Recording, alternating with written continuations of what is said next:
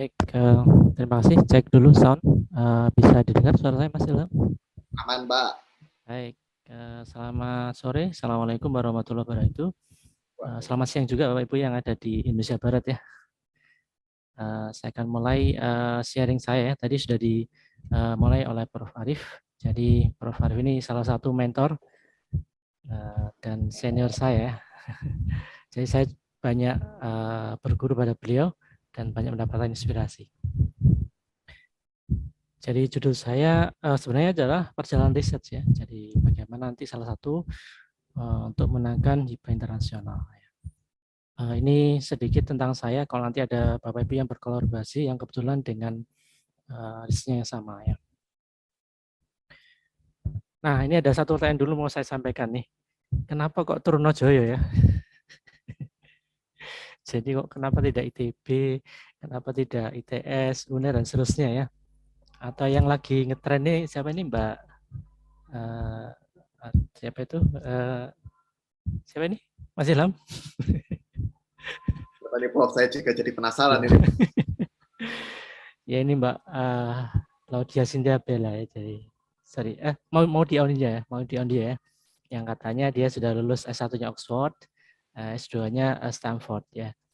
Jadi konon ini kalau dari yang menyampaikan ITB, UPB ya atau ITS ini punya privilege ya. Jadi mereka punya resource besar, punya apa itu mahasiswa S2 ada, S3 juga ada, dan berlimpah resource-nya ya. Jadi kalau mereka menangkan hibah, baik nasional atau internasional itu sudah sangat wajar ya.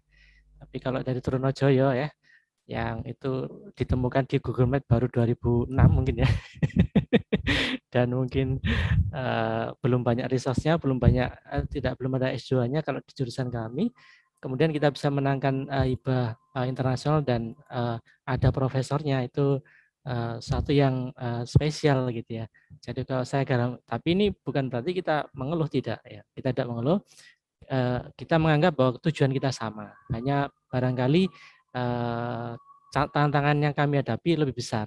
Ya, justru itu sebenarnya yang menjadi plus point kami. Jadi kalau saya bilang tadi UI dapat hibah nasional internasional karena wajar resource-nya luar biasa. Tapi kalau ada Trunojoyo mendapatkan hibah internasional dan sudah punya profesor itu satu hal yang menurut saya outstanding ya, gitu ya.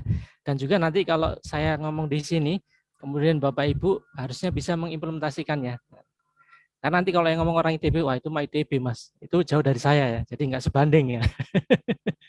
Jadi nanti kalau saya sudah ngomong di sini, kemudian saya kasih tipsnya gitu ya, harusnya bisa. Kenapa? Dari yang level bawah Trunojoyo aja bisa. Apalagi kalau Bapak Ibu yang tentunya saya lihat beberapa kampus lebih baik daripada kami ya, secara ini ya. Maka ini tidak jadi alasannya. Jadi itu ya, kenapa semoga ini Mas Ilham nggak salah ngundang orang gitu ya. Jadi nggak salah ngundang orang ya. Baik Bapak Ibu, ini pendidikan saya. Saya sebenarnya itu bukan suka jalan-jalan ya, kata bapak saya itu part-time student, full-time traveler ya. Jadi sukanya jalan-jalan aja. Makanya pekerjaannya jalan-jalan aja. Bahkan saya hajinya dari Australia, saya naik hajinya ya. Baik, saya juga sebagai panel member review untuk short term Australia Awards. Jadi mereka yang mau short course di Australia, saya satu panel membernya. Dan saya juga kepala international relationship untuk Fakultas Teknik ya. Jadi kerjaan saya bilang jalan-jalan ya. Saya juga anggota dari ini Australia Indonesia Center. Ini salah satu lembaga think tank yang dibentuk berdasarkan Indonesia yang berisi akademisi, kemudian community. Kita sering bikin proyek bersama untuk salah satunya kita lakukan di Indonesia ya. Nah ini aktivitas saya sama dengan teman-teman dosen yang lain ya. Ya cari ide, kemudian bikin proposal. Yang penting cari dana ya. Kalau nggak cari dana itu nggak seru gitu ya. Ya saya bisa cari dana di dalam negeri, tapi kalau luar negeri itu akan lebih seru lagi ya. Saya juga sebagai inkubator bisnis dan ini terakhir posisi saya sebagai external assessor SPBE. Bapak Ibu. Jadi apa yang akan saya share cuma 4 aja. Satu, melakukan riset itu artinya sama juga harus memenangkan grant Bapak Ibu. Jadi kalau saya diajari di Jepang dulu, kalau riset itu jangan pakai duit sendiri, harus pakai grant. Nah, itu fardu ain ya kata orang Madura gitu ya. Jadi wajib hukumnya ya. Yang kedua, kenapa international grant? Kenapa dari nasional ya? Nah, ini beberapa hal yang kita bisa ambil pelajaran nantinya. Jadi ini adalah sekali lagi ini adalah personal experience, mungkin bisa cocok buat Bapak Ibu juga atau barangkali tidak cocok. Jadi kalau ada yang cocok silakan diambil Bapak Ibu sekalian ya. Jadi saya tidak akan mempromosikan. Jadi kalau nanti ada studi kasus itu bukan semata-mata saya ingin promote atau bahkan menjelekkan, tidak, tapi ini untuk memahami konteksnya aja ya. Dan saya ingin fokus pada saya sendiri karena saya kalau saya bandingkan dengan yang lain dari ITB, ITS itu tidak fair ya atau tidak ini. Akan saya bandingkan diri saya sebelum memenangkan dan sampai sekarang kira-kira begitu ya. Oke, yang pertama saya mulai journey perjalanan saya dari 2016 ketika saya balik dari S3 ya.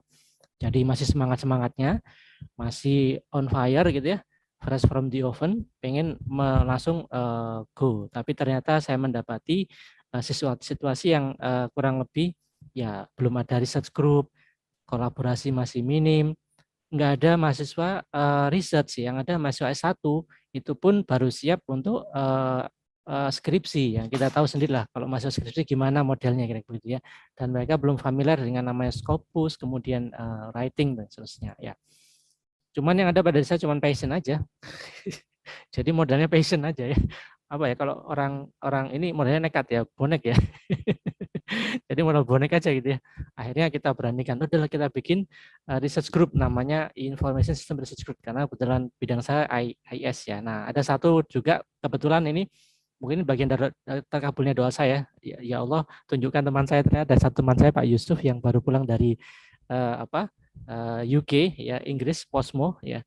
Nah, itu juga sama kelimpungan nih, kita ngapain Pak Yudi? Jadi kayak orang baru dari luar negeri itu asing gitu ya. Jadi udahlah kita bikin kegiatan Pak, ya kita bikin namanya research group.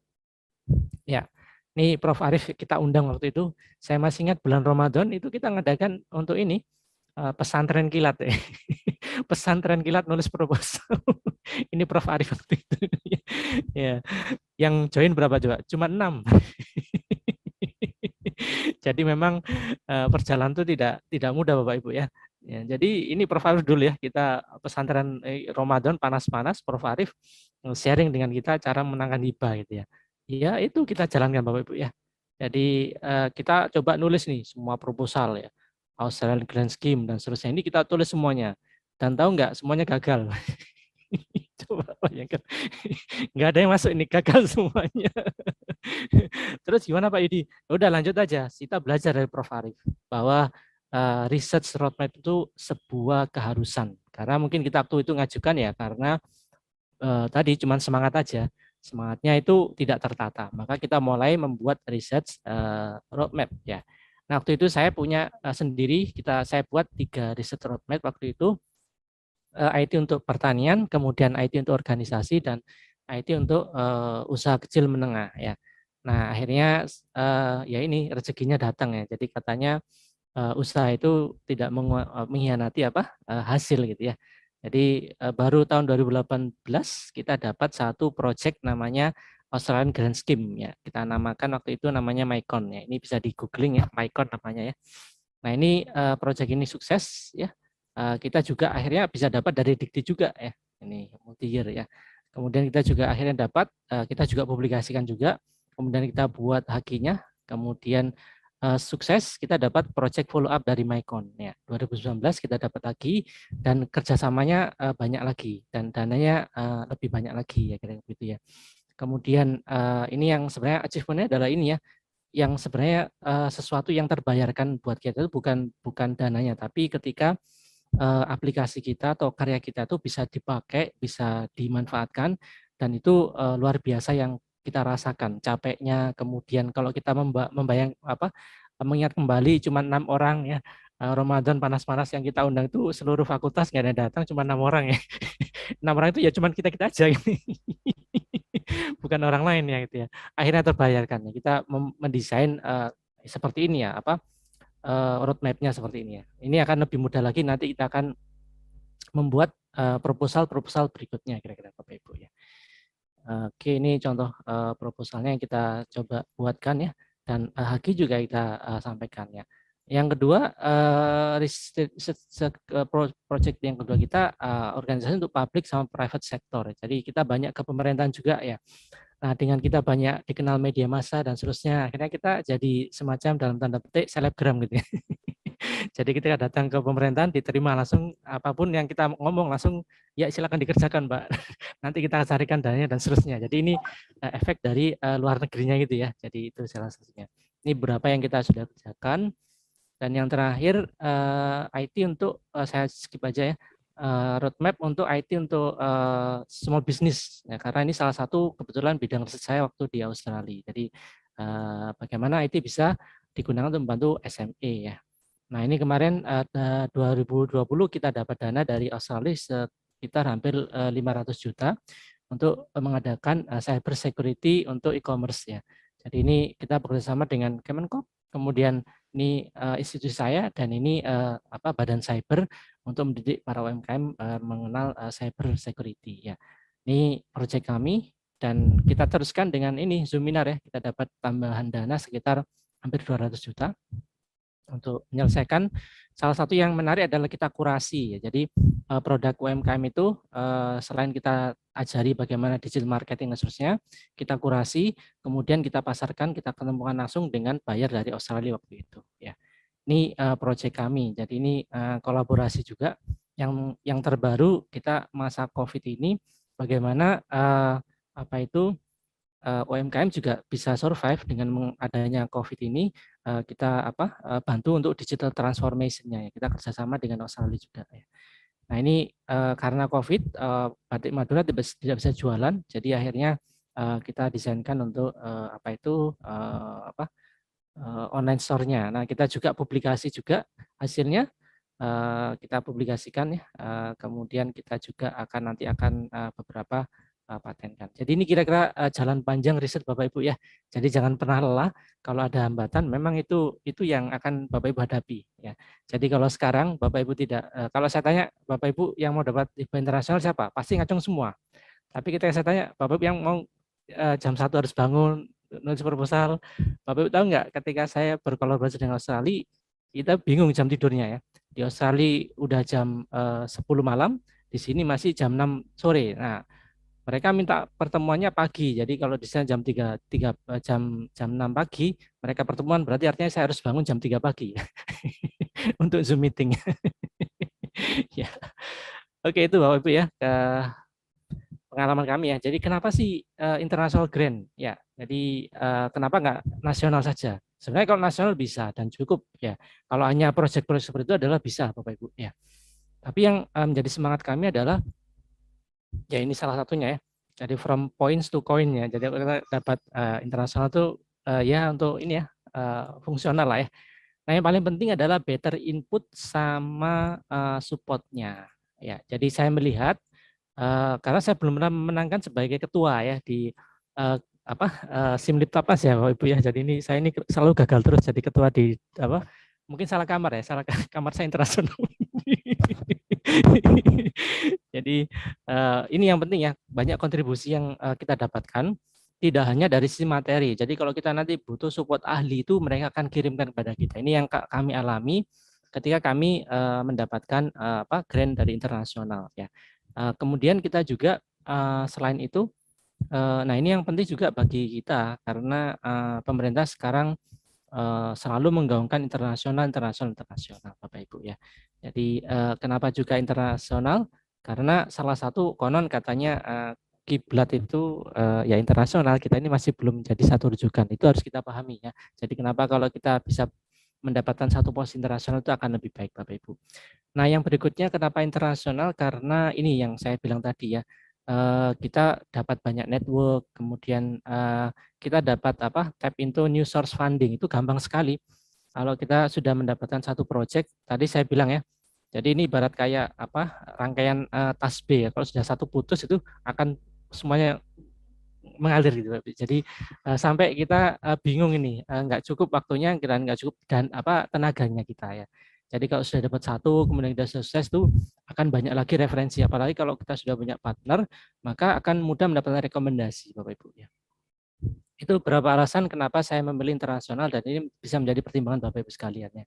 Nah, ini beberapa hal yang berkaitan dengan bagaimana memenangkan hibah internasional. Jadi kalau saya memang mengistilahkan memenangkan, kalau Prof. Arif mungkin tidak ya, karena memang beda ya. Kalau di Indonesia itu filosofinya padi ya, semakin berisi semakin menunduk. Ya, tapi kalau di luar negeri nggak ada padi, yang ada gandum. Kita tahu gandum itu kalau semakin berisi semakin tegak ya. jadi kalau gandum itu kalau kita sudah tahu ya I know the answer, I can solve the problem dan seterusnya kira-kira begitu ya. Jadi ini kira-kira ada 3 hal ya. Yang pertama what to apply, apa sih yang mau kita apply? Ada banyak skema yang kita bisa apply. Mungkin sama dengan topiknya Prof. Arif tadi ya. Jangan sampai salah kamar karena setiap funding itu mereka punya objek sendiri ya. Misalnya bisa berupa development, membangun sesuatu, atau bisa merubah sesuatu yang sudah ada ya, atau membuat lebih baik, merevisi. Kemudian ada juga bisa dalam bentuk memperbaiki ya Bapak Ibu ya. Jadi ini harus idenya dulu gitu ya. Nah, mengapa kita memilih satu ide itu kalau sudah ketemu? Karena ini sangat penting. Kemudian mungkin menjawab pertanyaan yang selama ini belum terjawab ya. Dan mungkin juga karena sesuatu yang ada berbeda kira-kira begitu. Yang ini harus dilakukan research-nya. Nah, ini ada logic model yang selalu di-share sama profesor saya. Jadi kalau kamu membuat sebuah project, ya itu harus jelas apa inputnya, apa activity-nya, apa output-nya. Kemudian nanti ini akan berpengaruh pada apa? Jangka pendek kah, jangka menengah, atau jangka panjang. Saya kira Bapak Ibu dan teman-teman sekalian, saya kira sudah sangat paham ya kalau kita mau membuat project ini harusnya diarahkan ke sana. Para reviewer atau asesor dia akan menilai ini impact-nya sejauh mana, apakah pendek, menengah, atau panjang. Mereka kan lebih suka impact itu yang sustainable atau panjang, jadi tidak one off.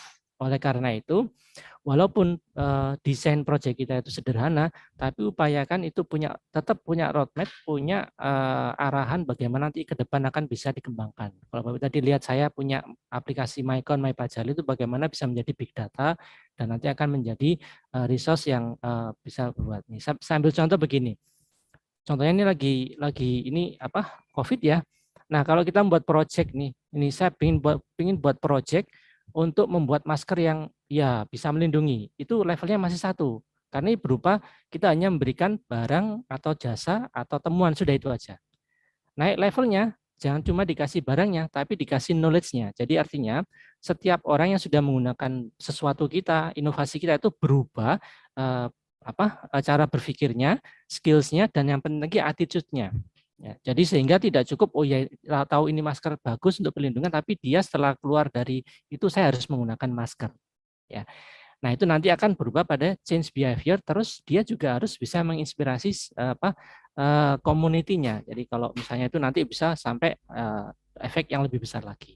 Nah biasanya orang luar negeri itu suka melihat seperti itu. Bagaimana kita bisa membuat sebuah outcome impact sebuah ide itu seperti itu berjenjang kira-kira.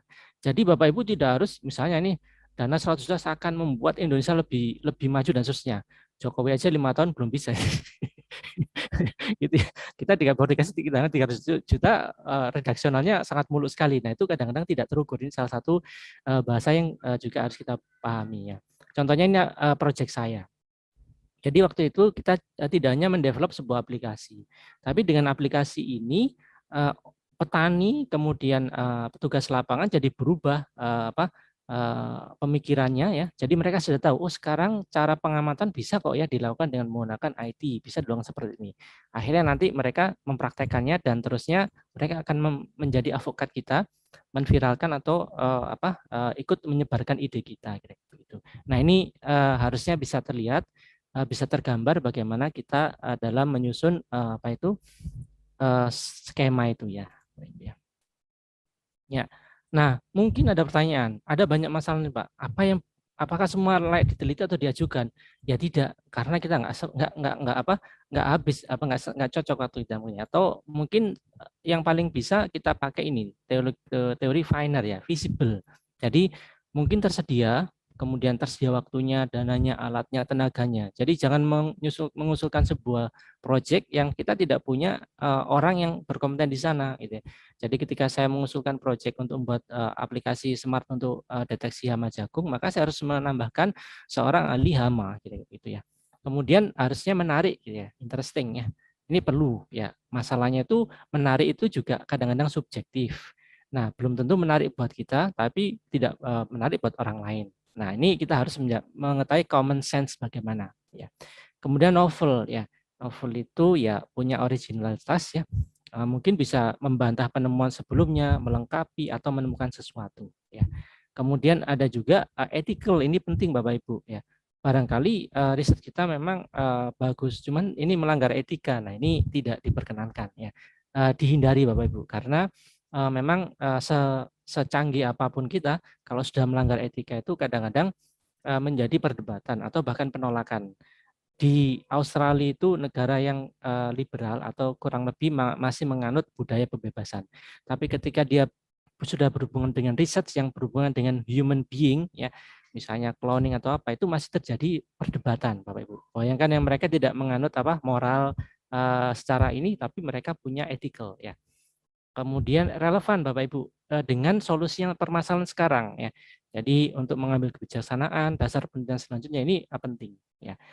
Ini kira-kira finer yang bisa dipakai untuk oke. Yang penting lagi juga tidak perlu yang namanya to hide ya.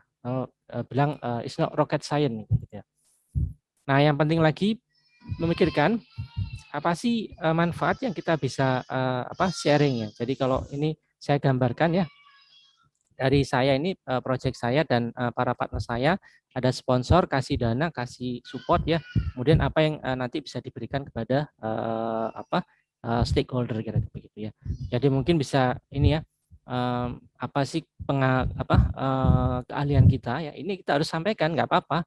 Ini sebuah rekognisi, enggak masalah. Jadi buat orang asing itu sesuatu yang boleh. Mungkin kalau kita sungkan ya, kita, tapi enggak, kalau itu tidak, bukan begitu. Bukan berarti kita sombong, tidak, tapi memang inilah kapasitas kita dan saya siap mempertanggungjawabkan, saya siap menunjukkan dan saya siap mengadu kira-kira begitu ya. Dan mengapa ini penting untuk siapa dan bagaimana nanti ini bisa diterapkan atau penilaian manfaatnya. Ya, itu where to apply-nya nanti Bapak Ibu bisa cari banyak googling ya, macam-macam ya. Nah, ini contoh yang kemarin saya dapat dari Australia Glen alumni, ini khusus untuk alumni Australia terutama ya. Oke, ada juga ini Australia Indonesia Institute Grant tadi yang sudah saya sharing juga, ini dana sampai 600 juta ya, 400 juta ya Bapak Ibu ya.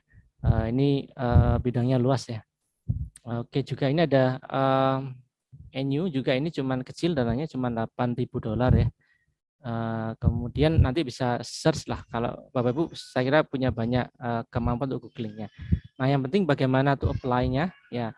Saya bilang kalau di internasional ini competition ya. Jadi memang ini yang selalu ditekankan bahwa kita harus menjadi yang terbaik, bukan jadi tidak setengah-setengah ya. Mungkin ini filosofinya berbeda dengan dalam negeri ya Bu. Tapi ini yang perlu dipahami seperti itu. Mereka tidak mencari orang yang setengah-setengah orang itu. Jadi mereka mencari yang betul-betul bisa atau yang memang paling bisa kira-kira begitu ya. Ini tadi sudah sama juga ya. Bagaimana pelajari juga persyaratannya ya, sama kalau dengan dalam diri ada persyaratan ini harus dipenuhi juga ya. Kemudian pahami juga apa yang harus dipenuhi ya. Nah, ini penting juga bagaimana nanti kita mendesainnya di dalam proposal ya. Jadi kalau ini saya ambil dari empati mind map ya. Jadi apa yang kita punya, kemudian resource apa yang mau kita gunakan, aktivitas apa yang untuk mendeliver ini sehingga menjadi benefit dan nanti menjadi intent atau keinginan dari ini, dan tentunya nanti ada challenge-nya, bagaimana kita mengatasi challenge itu ya.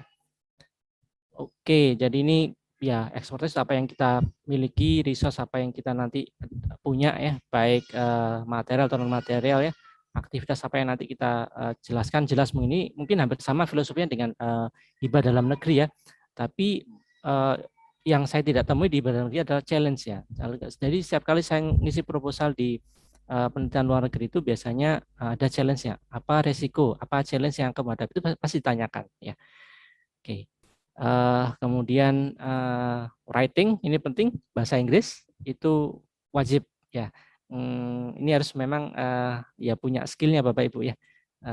Oke. Yang terakhir lesson learn. Apa yang saya pelajari selama ini, yang pertama menemukan, kalaupun tidak bisa menemukan, Bapak Ibu harus menciptakan ya environment yang suportif. Saya bilang tadi saya datang masih dalam bentuk yang blank gitu ya, yang belum sesuai, maka saya harus ciptakan Bapak Ibu. Ya, memang resikonya menciptakan itu yaitu berdarah-darah, kemudian harus ya begitulah kira-kira Pak Bu, saya kira sudah tahu ya.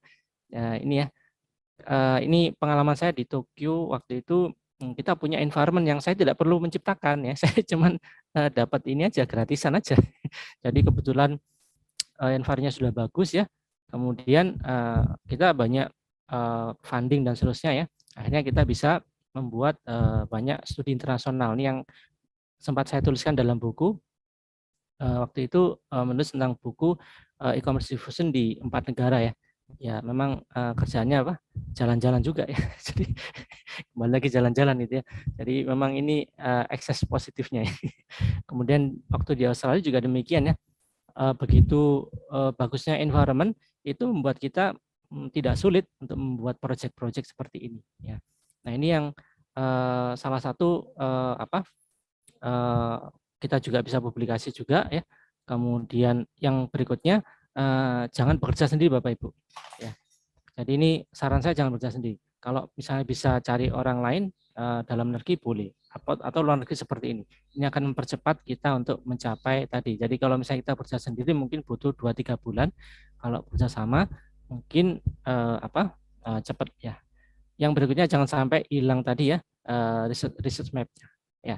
Nah ini penting lagi buat kita dosen. Ya, makna Tridharma buat saya itu adalah 1 untuk 3, 1 kegiatan untuk 3 output Bapak Ibu.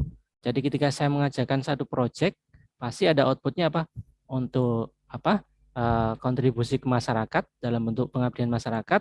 Nanti saya akan mendapatkan feedback baru, masalah baru, yang semuanya nanti akan saya bikin research, yang saya publikasikan. Hasilnya nanti memperkaya untuk teaching saya kepada mahasiswa.